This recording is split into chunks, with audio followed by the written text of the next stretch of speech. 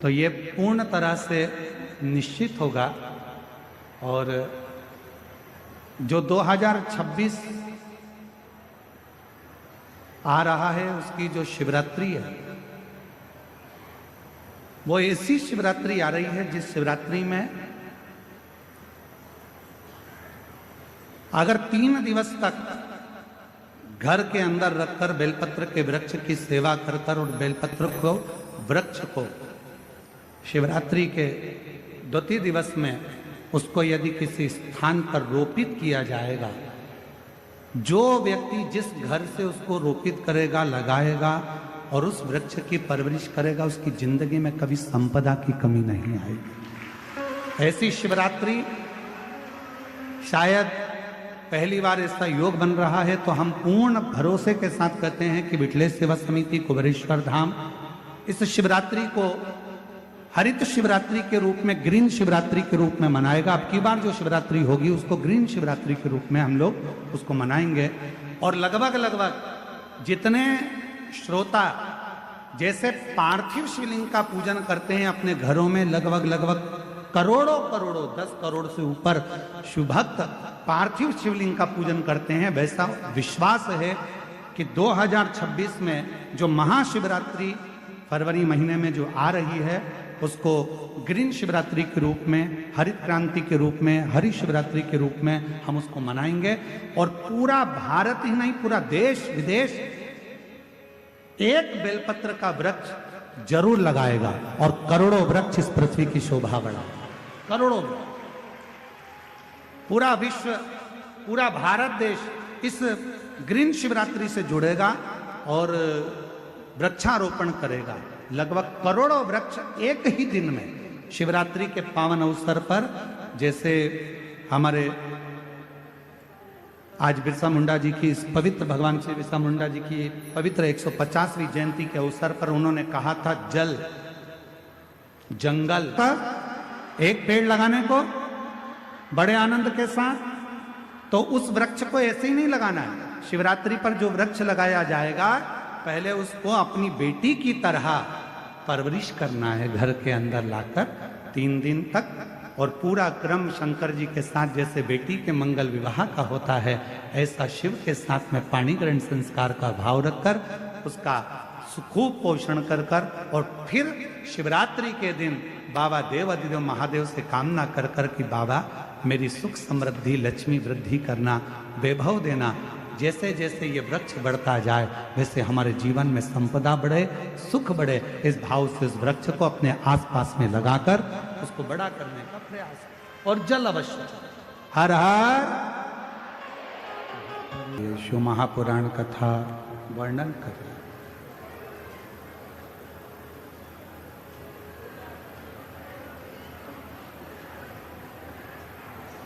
रावण भाव से भगवान शिव को नहीं भज पाया, केवल शिव को प्राप्त करा तो उसने ताऊ से प्राप्त करना।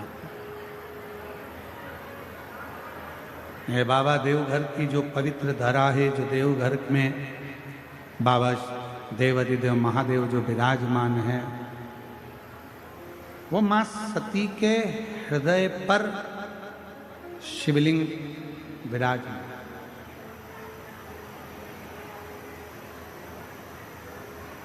शायद 12 ज्योतिर्लिंग में से एक स्थान ऐसा है भारत की भूमि पर जहां शक्ति पीठ पर स्वयं भगवान शंकर का शिवलिंग विराजमान। शक्ति शिव कथा का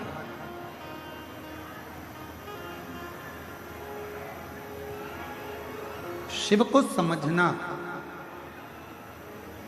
भगवान शंकर की अविरल भक्ति को समझना, भगवान देवाधिदेव महादेव के विश्वास को, भरोसे को समझना कठिन। स्वयं ब्रह्मा जी भी नहीं समझ पाए।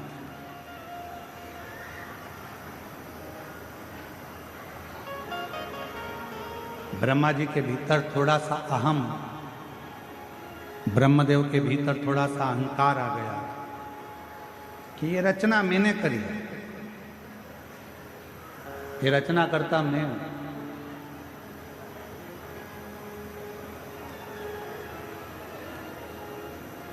कई लोग कह देते शिव को समझना,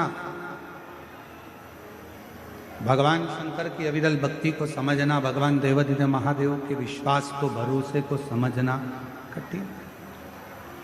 स्वयं ब्रह्मा जी भी नहीं समझ पाए।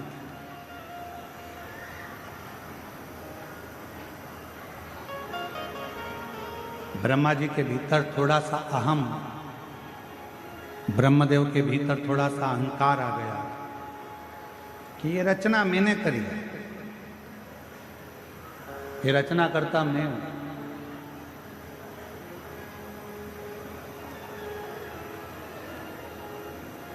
कई लोग कह देते हैं वो तो मैं जिंदा हूं तो काम हो रहा है, अगर मैं मर गई तो आटे दाल का भाव मालूम पड़ जाए। वो तो मैं कर रहा हूं तो हो रहा है, मैं चले गया तो तुम्हारी दुकान भी नहीं चली। कई लोगों के मन में आता है कि मैंने किया, और शिव महापुराण की कथा कहती है मैं संबोधन श्रेष्ठ संबोधन नहीं। भगवान शंकर के ससुर दक्ष प्रजापति ने भी केवल मैं का संबोधन करा। मेरा भवन, मेरा राज्य, मेरा नगर, मेरी बेटी, मैंने करा, मैंने करा, मैंने करा। आखिरी में फिर हुआ क्या कि दक्ष प्रजापति का सिर कटा, और दक्ष प्रजापति का सिर कटकर आखिरी में फिर बकरे का सिर लगा, और वो बकरा मैं करता। अच्छा करें, मत बुरे कर्म कर वरना पछताएगा।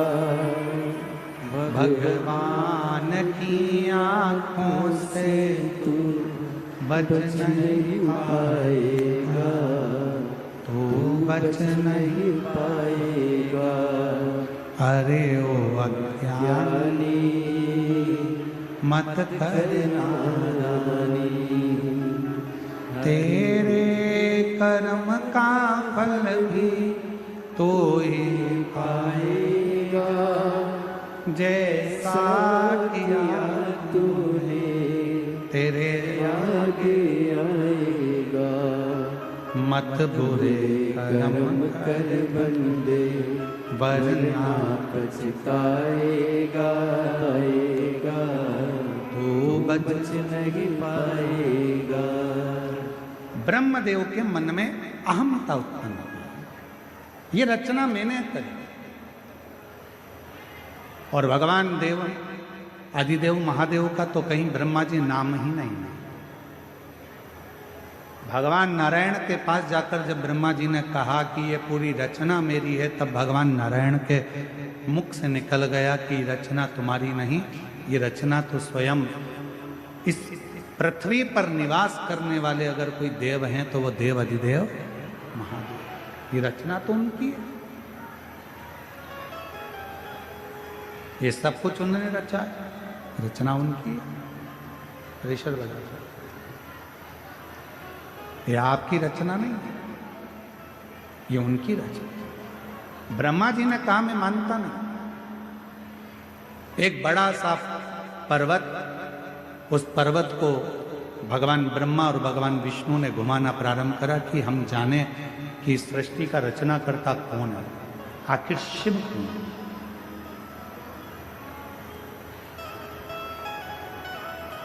और ऐसे दुनिया में कई लोग हैं जिनको भगवान शंकर को जानने के लिए बहुत विचार करते हैं, आखिर ऐसा क्यों, शिव क्यों, शिव कौन।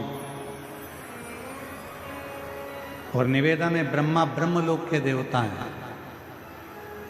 भगवान विष्णु वैकुंठ के देवता हैं, इंद्र इंद्रलोक के देवता हैं, गरुण गरुण लोक के देवता हैं, वरुण वरुण लोक के देवता हैं, पर केवल एक हैं देव अधिदेव महादेव, जो इस भूमंडल के, इस पृथ्वी के देवता हैं, जिनको एक लोटा जल चढ़ाकर हम हमारी जिंदगी की सारी बातें शिव से कर सकते। अपने हृदय से हम शिव को कह सकते। मेरे भोले बाबा का एक काम सबसे प्रबल है, और वो सबसे प्रबल काम यह है कि जो मनुष्य हमसे मिलता है, मेरा भोले बाबा उसकी पारदर्शिता हमारे सामने प्रकट कर देता है।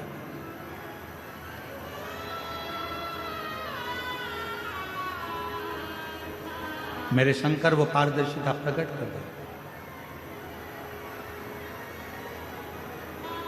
किसी भी व्यक्ति से जब आप मिलेंगे, जो शंकर भगवान को एक लोटा जल चढ़ाने वाला होता है, शिव को जल चढ़ाने वाला होता है, श्री शिवाय नमस्तुभ्यम बोलने वाला होता है, जो शंकर का गुणगान करने वाला होता है, शिव नाम लेने वाला होता है, जब वो किसी भी व्यक्ति से मिलता है, चाहे मेरी जीजियां हो, मेरे जीजा हो, मेरी बेटियां, मेरे बेटा, मेरी माताएं, मेरे बुजुर्ग माता पिता हो, आप अगर शंकर भगवान को एक लोटा जल चढ़ाते हो तो आप किसी से भी मिलोगे तो आपके सामने जब मिलोगे तो दो चीजें सामने आ जाएगी। जिससे मिल रहे हो, या तो उस व्यक्ति का अहंकार तुम्हारे सामने आएगा या उस व्यक्ति का संस्कार तुम्हारे सामने आएगा। सामने जाएगा।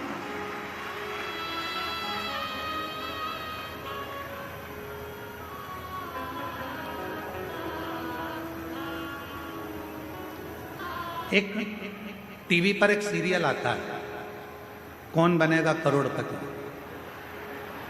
अरे बोलो तो जम के, सही है कि गलत है?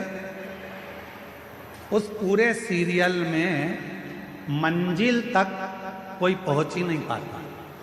बोलो सही है? बहुत कम होंगे जो मंजिल तक पहुंचे होंगे। क्यों नहीं पहुंच पाते? किस लिए नहीं पहुंच पाते? जो बैठा है सीट पर, क्या उसको उस प्रश्न का उत्तर याद नहीं है? उसको याद है। जो सीट पर बैठा है उसको प्रश्न का उत्तर याद है, वो सब कुछ याद कर कर गया है, सब कुछ बोल सकता है, सारा उत्तर दे सकता है, सब कुछ बता देता है। पर उस हॉट सीट पर